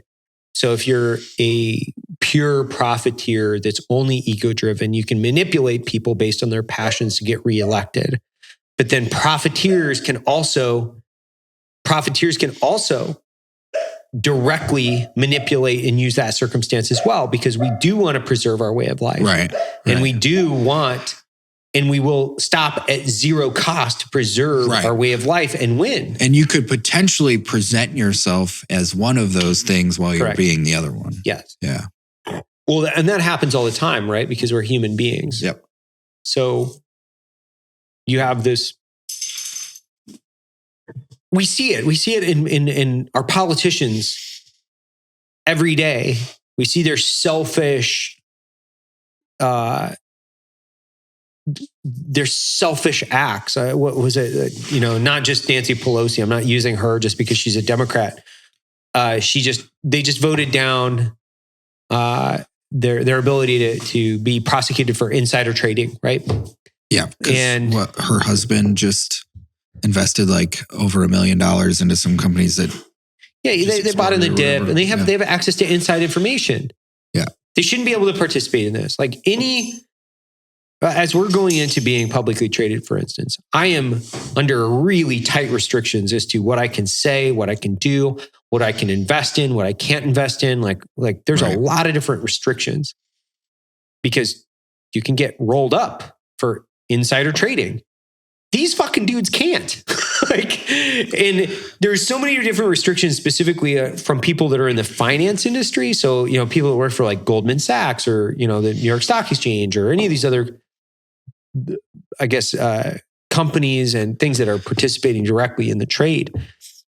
There's really tight restrictions. But then when you look at our elected officials that have probably some of the biggest insight into how and what can change capital markets, they have no restrictions. They're just like, fuck yeah, I guess. I shouldn't say no restrictions. I'm sure there are some, but like, it's fucking crazy. I mean, that's kind of the issue that with where we currently stand is that a lot of politicians are coming out of their time in service and they have way more money. How is this kosher? Well, I mean, first, I don't think it is Jewish, but I think, I know, how is this how is this possible? I don't know. I've struggled to find a solution that is American, And I think that the one thing that we have to expect from our political representation, well, one, I think anybody that has access to information should have to pass a background. Yeah. So if you have, in order to become the president of the United States, you have access to top secret information. You still have to pass a fucking TS. So how is it possible that the 20-year-old kid has to fill out an SF-86 and can be rolled up and prosecuted for misrepresent or misinformation or mishandling information, but the person that you elect can't be? Right. It doesn't make any fucking sense. So you would honestly, if you want to run, you should be able to, or should have to take a background check. So if you want to run for political office, great. You have to pass the same fucking background check that Private Snuffy does if he becomes a linguist. Right. Some people will say, well, you can't do that because we have to have open representation and it has to represent all of us. And most people don't have background checks. I'm like, okay, whatever. So I've had this like debate with myself a lot too. I think you have to have term limits. I think you should have to have, and they do. I mean, there's all different ways you can try to get money out of politics, but I also think you have to get money in politics. So you have a two-party system. A great example of this is Morgan Luttrell, right? Awesome guy. And I'm not just saying that because like he's brothers with Marcus and we have, a close relationship. I'm just saying Morgan Luttrell is a fucking great guy. And he's running against a 26-year-old that's basically, he's backed by, I think, Ted Cruz, this 26-year-old. Okay. But what does this guy really have to offer? He has no life experience. He has zero, I would say, fundamental access to experience-based knowledge that a guy like Morgan, there shouldn't even be a race. There should not even be a race there compared to those two people. But there is, because the Republican Party within Texas, what they want is they want people that it can control. Right. They don't want independent brains. They want uniformity in voting. They want people that are going to vote for the party. And the problem is the party. Because whether it's a D or an R, it's about party conformity and towing the line. It's not about representing, I think, the people at this point. So the two-party system is just fucking broken. And I think we've got to like blow that up a little bit. It's everybody wants to fix, and this is the argument that I have with everybody. They're trying to always go and fix the country, fix the process. It's not. It's the two-party system that's fucked up. Like you fix that, if you open it up to a new party and you force that, you force a correction across the board. I really do. I think if you force the third party in there, and that's when I say getting money into politics, yeah, I would almost say that you'd have to force the two-party system to be broken up and create multiple parties. So that is the reckoning that ultimately fixes the country. Yeah. Interesting. Like, so for you as an individual who has the worldly experience you do, currently sitting atop a sizable company and looking at the government overlay, Do you think that government could be more efficient if it's under its current, like there's one person in charge, or should it be a council of individuals who must come into uniformity and make good decisions together as a better means to have that top layer of government? Well, I mean, that's why you have the checks and balances. I mean, that's why you have three distinctly different branches of government, right? So you have the checks and balances. You have one person that's accountable, not for the whole thing. Obviously, it's very difficult if you have, if you don't have the House, the Senate, and the executive office, it's really hard to get legislation passed. Right. It's very difficult. It grinds to basically nothing. Yeah. Like you can't get shit passed unless it's through like executive order or through a combination of other means. So specifically, my question is crafted towards the executive branch, and then as opposed to like make it similar. There's how many Supreme Court justices? Yeah. Why don't we have that same model over on the executive branch as opposed to like putting our stock into one human specifically? Yeah, I think people are conditioned to need a chief. So when I say this, not as if we're all like living in a Native American tribe. I think that like we're conditioned, the human beings for whatever reason for the last several thousand years have been conditioned to saying like, we like this person, this one person to be responsible. I think in order for this to happen, which I don't disagree with, I think philosophically it aligns with what I believe, which is more of like a meritocracy type situation where may the best idea win, and the executive branch and how it's run, it allows you two different things, which is if you had too many people, you wouldn't have the accountability mechanism or the reckoning every 2 to 4 years, right? So you can hold somebody accountable for their actions, and it becomes harder as you spread that out, and then you make it, across one party or Congress just in general, right? Yeah. So it becomes more about seeing things move forward as a collective, and it's less about being able to hold somebody accountable. It becomes harder. I'm not saying it's impossible. It just becomes harder. I think that you've got the way, a bill becomes a law. I think you have a lot of things that are somewhat broken in that system, but it's slow for a reason. Mm-hmm. I think you'd have to have some. I think that more importantly, you should have a series of mechanisms that hold people accountable to do basic things, right? Like balance the budget against like GDP. So I'm not against the national debt. So I'm not directly against that. I think that we should have a national debt threshold based on GDP. So GDP increases, then you have X amount that ultimately you can loan against, because there is a certain amount of leveraged debt that is acceptable, but we shouldn't be leveraging our debt against our enemies. We should be leveraging debt from internally the taxpayer, and we shouldn't be, we'll say, borrowing money from the future, from like Social Security and some of these other things that we've already prepaid for. So there are a lot of things that I would say that you could put in the correct restrictions and hold people accountable only through their ability to enact and pass legislation. So I think you could change the legislative process by making it, there's left and right limits to it. You should not be able to, we'll say, increase the debt ceiling past a certain percentage of GDP unless it's a time of war or national emergency, right? So sure, there has to be like caveats there where you'd say, if you're at war, you got to do it. Yeah. You got to do it. Yeah. This thing that we're in right now, this pandemic, does not consider, I think it's not a national emergency. Which is trending towards added layers of accountability outside of every 4 years or 2 years we take a look at you. Well, and the worst thing about it is that they're constantly running.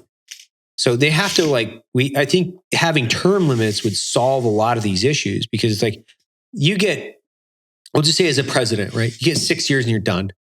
Like you don't get to run again. You don't get another fucking shot at the title. That's it. You get 6 years and you're out.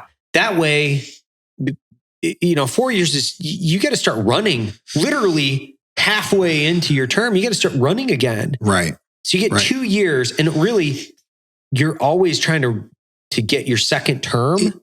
Right. It seems more heavy into a course of action that's heavy on talking. Yeah. And saying you're going to do something as opposed to having the time to actually go out and physically do it. Right.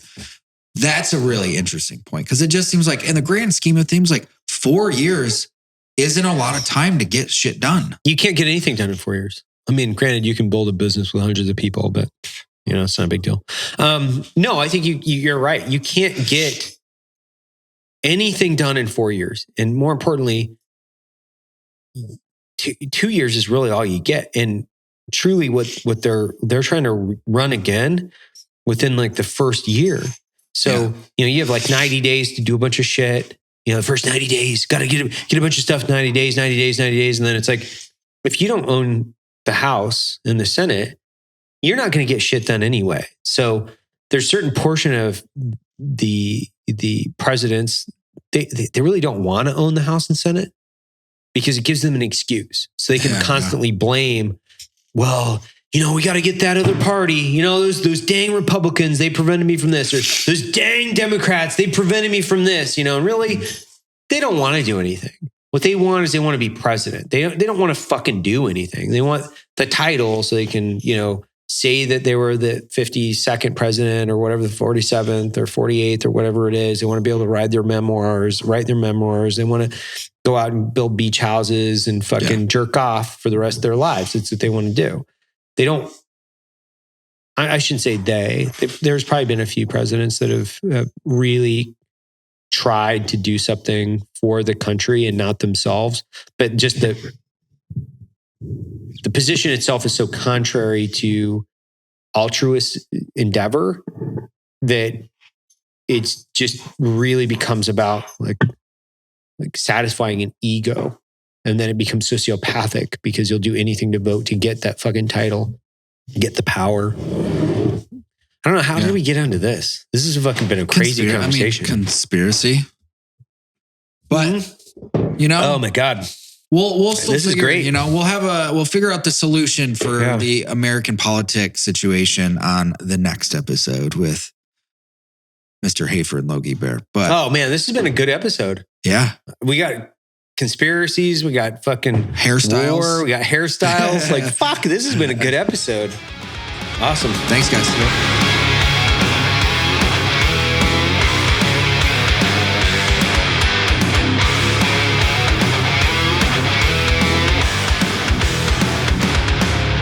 That concludes today's training. Any questions? Woo!